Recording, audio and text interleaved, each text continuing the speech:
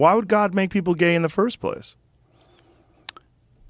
Well, of course I would say it comes from God. If I didn't believe that, then I wouldn't be Christian. Why would God make people gay if he didn't want them to engage in gay sex? All people have proclivities or towards different sins, different things that we would call sins. Yeah, but if that's like their fundamental attractiveness, they're attracted fundamentally to other men, like, or other women. Like, why? It seems like something that God gave them. Like, why would God give you an attractiveness, or why would you be attracted to the same sex if that was morally reprehensible, if that was against God's will? Why would he instill that lust and that desire and that feeling of being attracted and feeling of being in love with someone of the same sex? I don't think instilled is not the word that I would use. I What don't would think you God use? instills it. I think that one of the again you want to get into Christian doctrine. I mean one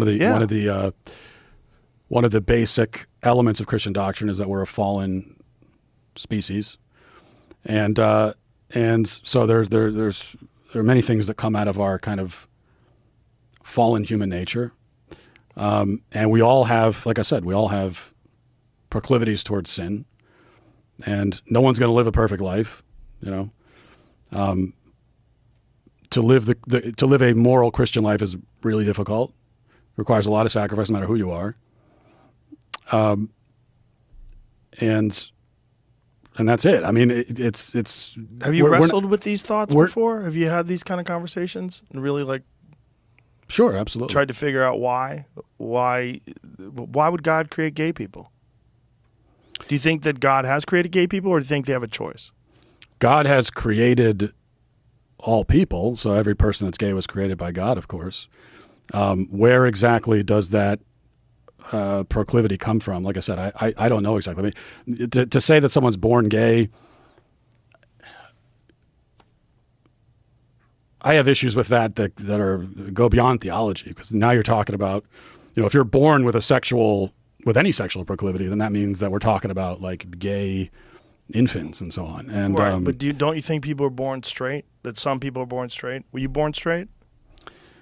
It's an odd way of talking about it. Like to say that a baby is heterosexual. I think babies don't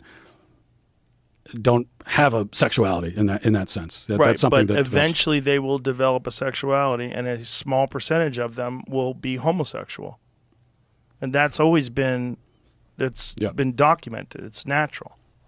Yeah, it's even natural in some animals. Yeah, well, I mean, we started by talking about laws and what laws are put in place. Now we're talking about Christian teaching.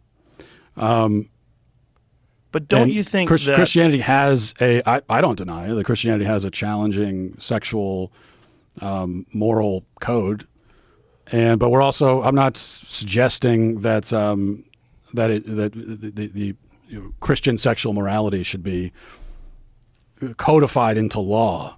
But isn't that what's happening if that's how we define marriage? Because marriage is law. And if marriage shouldn't involve gay people, then you are saying that it's because of Christian fundamentalist ideology. No, because I think you can talk about the marriage issue without even getting into biblical morality, which is what I was doing. I mean, you brought up the Bible, right? I didn't. Well, I brought about we talked about Christianity, in particular, right? But that's my point. It's like you introduced that to the conversation, yes, because I wanted to find the reason why you opposed gay people being married.